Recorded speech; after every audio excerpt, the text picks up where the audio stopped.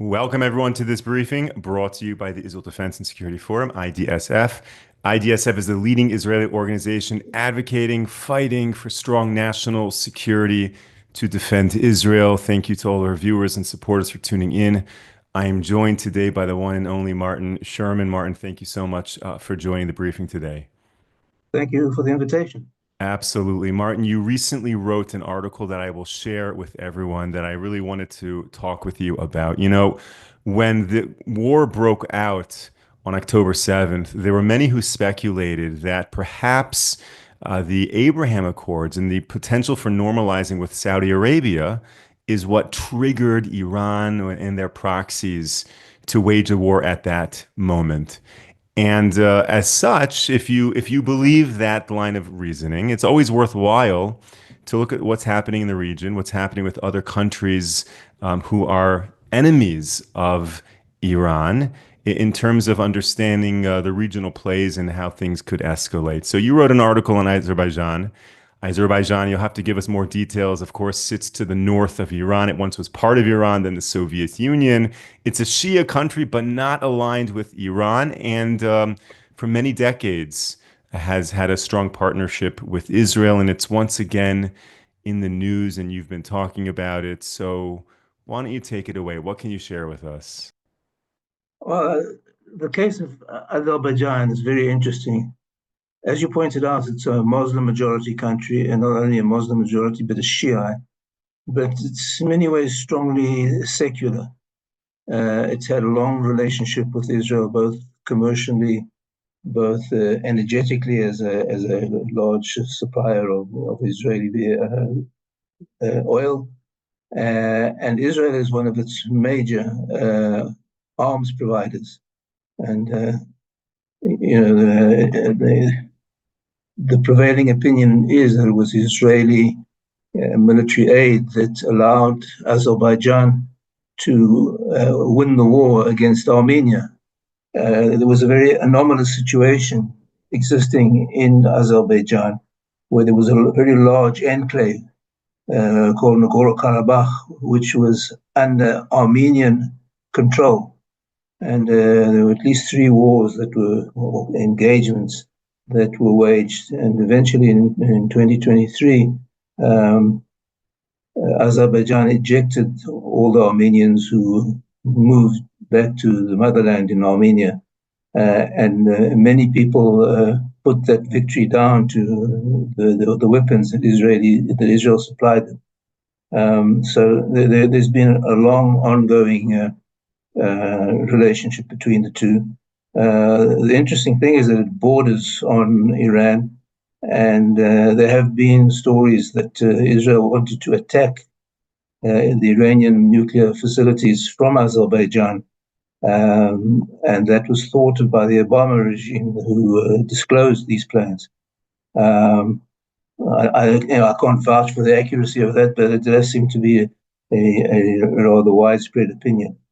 There's virtually no anti-Semitism in Azerbaijan, and the Jews there have done well. So, all in all, it's a very interesting and anomalous case of cordial relations between the Jewish state and the Muslim majority states, particularly a Shia one. Now, just clarify for us for a moment. The Abraham Accords are a mechanism by which to build relationships between Israel and Arab states which previously did not have strong diplomatic relations. Azerbaijan has an embassy in Israel, and as you just mentioned, the relationship is goes back many decades. It's pretty strong. So how does including them in the Abraham Accords kind of makes sense? Aren't they almost beyond that? That is a point, but again, you could say the same thing about the Gulf states before the Abraham Accords. I mean, they basically came to formalize what were already ongoing informal relations. It wasn't a major breakthrough on the ground. It was a major breakthrough, in the headlines. But there were a lot of relations and activities going on between Israel and the Gulf states before the Abraham Accords, which is one of the reasons why I thought that it might not be such a good deal to forego sovereignty in Judea and Samaria for the Abraham Accords at that time. If you remember, there was a situation whereby the two possibilities, either extending Israeli sovereignty to parts of Judea and Samaria or going ahead with the Abraham Accords. And my personal opinion was that I'm not sure that the added value of the Abraham Accords justified giving up Israeli sovereign claims to at least portions of Judea and Samaria, which I believe is a primary Israeli interest. But you're right. I think it's more a formalization. And I think it's good. Azerbaijan, who have been severely criticized by the American administration because of the last war in Azerbaijan, where 100,000 ethnic Armenians fled, and they are. It's.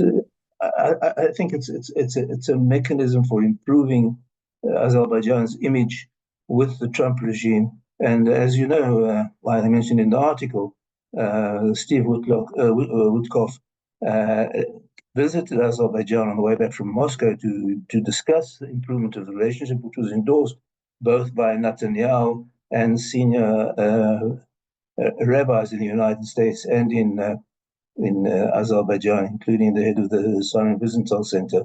So it seems to have a lot of at least formalistic sense behind it. Even though you're right that there is already a substantive inclusion of Azerbaijan in the Israeli sphere.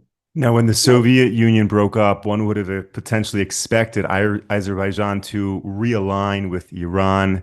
It's co-religionist. There's a lot of ethnic connection, but yet they aligned themselves with Turkey. And I'm curious, in 2025, when there is tension between Israel and Turkey, is there a significant role that Azerbaijan can play in terms of building those bridges? Well, some people seem to think so. I remain a little skeptical. I think it's not always prudent, or not at all prudent, to put much trust into him with Erdogan. I think he has such deep-seated and ingrained enmity towards Israel that even if some marginal benefits accrue to Azerbaijan's intervention, I wouldn't bet the farm on any massive contribution that way. And then focusing on Iran, if we can, what other leverage is there in terms of compelling Iran to end their nuclear program or to otherwise cease being an existential threat to Israel? Meaning, other than a direct military attack, are alliances with these surrounding states an effective strategy to pressure Iran? Well, the short answer is no, in my opinion. I believe it's nice if you can get it, if you can have allies that surround Iran. But I'm convinced that the only way to prevent Iran in the short and intermediate term from pursuing its nuclear weaponization program is by a credible threat, or even the fulfilling of the threat against Iranian infrastructure, not only the nuclear facilities, but dams, bridges, and things like that. I've written about the importance of destroying the dams in Azerbaijan, in Iran. There's a very severe water crisis in Iran, and destroying the dam, I believe, would create huge public resentment towards the regime. And regime change is the only long-term solution to Iran's nuclear ambitions. So, I don't believe that there's any non-coercive way to get Iran to forego its nuclear ambitions, whether that coercive policy needs to be coercive and kinetic, or just coercive as a threat. It depends a lot on the Iranian reaction. But I don't believe that building an alliance of Sunni states, or even with Azerbaijan, which is a Shia state, around Iran, even with Saudi Arabia, I don't believe without the tangible threat of military action, there'll be any movement towards the Iranians foregoing their nuclear ambitions. Thank you, Martin. I think the position you're expressing is certainly the widespread position of the leadership of IDSF, and certainly our viewers who tune in, they share their questions, comments, and thoughts. We always love when they do. They are certainly in line with that level of reasoning as well. Okay, so we're speaking a little bit about the external threats to Israel, but now let's change our focus to the internal threats to Israel. Here in Israel today, it's Yom HaShoah, Holocaust Memorial Day. It's a day potentially where we can, among other issues, think about what unites us, how anti-Semitism and the Holocaust persecuted all Jews of all backgrounds, regardless of political or religious beliefs. But at the same time, here in Israel, we sometimes stand divided, even on a day like today. And the internal social rifts within Israel are a great threat. How do you think that plays into the war right now? Well, I think it's a very, very depressing and dangerous situation. My mood fluctuated. I was when the war first broke out, and we had all these um, demands for getting rid of the leadership, and no matter what the facts were on the ground. I was very pessimistic about the future. And then afterwards, with the great successes, with the assassination of the leaders, both of Hezbollah and of Hamas, and with the beepers, etc., showing how the Israeli intelligence has made the enemy completely porous, my mood improved.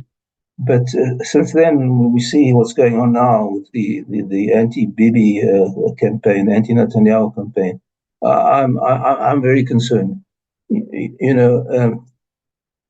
The traditional divide in Israeli politics is between left and right, but I think today it's become a divide of anti-Bibi and not anti-Bibi. I don't even say pro-Bibi, because it's enough not to be anti-Bibi for the opponents to say that you're pro-Bibi.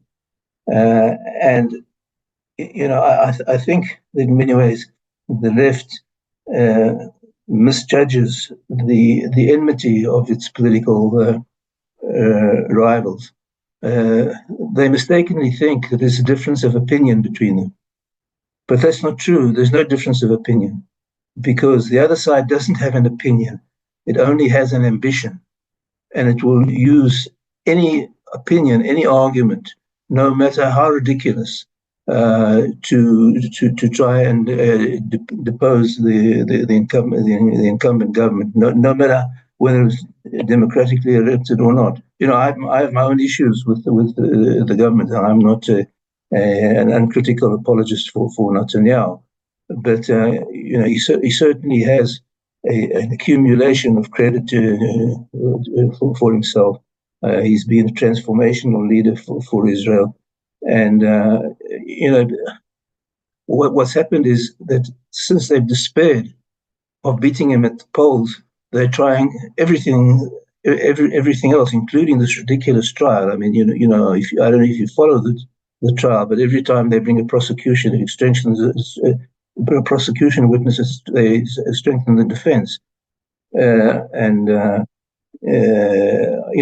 I can't understand why the judges haven't dismissed it at this stage as well. And unfortunately, I fear the truth will only have a marginal role to play in the final verdict.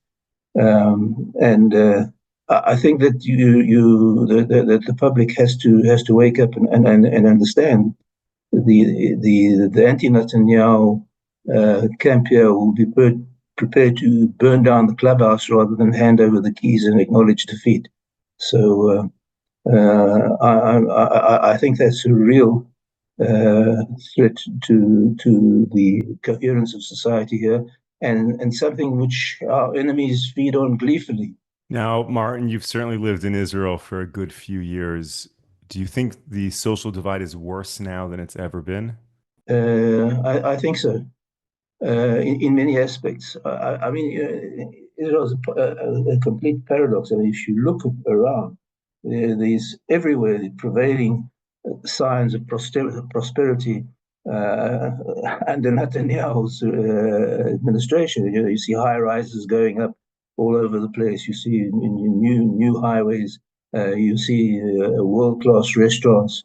Israel in many ways is a very comfortable and prosperous society to live in. But on the other hand, if you after the assassination of Rabin, it was taboo to use the word traitor. Now today, calling Netanyahu a traitor is an everyday occurrence. You have this scandalous situation where former prime ministers, former ministers of defense, former heads of security are actually calling for sedition, and they have complete immunity. No one's doing that. I mean, seriously, uh, these high-ranking former officials should be in jail. They should be in jail, and you have this selective prosecution, which is something that the society cannot maintain for long. I mean, one of the most uh, um, blatant cases is the refusal to prosecute or to indict the son of the attorney general who's been documented stealing, and they've done nothing. And if you look at the High Court's position, for instance, the clause 7A of the basic law of the Knesset says that if you do not recognize Israel as a democratic and Jewish state, you can't participate in the election. But the High Court continuously allows Arab parties who deny Israel status as a Jewish state, allows them to participate in opposition to in violation of the law. This is a situation which cannot persist for long. Even if you look at the present president of the High Court, who's a documented violator of the law, he continues with business as usual. Where I remind you that several years ago, more than several years ago, Yoav Gallant was prevented from becoming chief of staff because he planted a few olive trees outside the limits of his plot, which is completely insignificant compared to what the president of the High Court is not only accused of, is documented of doing. I mean, it's not as if there's any doubt about the violation. The violation is documented. The same with the theft by the attorney general's son. So this kind of double standard, this unfair indictment, preferential indictment, is something that I think will tear the country apart. Martin, thank you so much for joining me today. Thank you to all of our viewers and supporters for tuning into this briefing. We will be back with you next week on Monday, 10 a.m. Eastern Time, 5 p.m. here in Israel. Until then, stay safe, stay strong. Take care, everyone.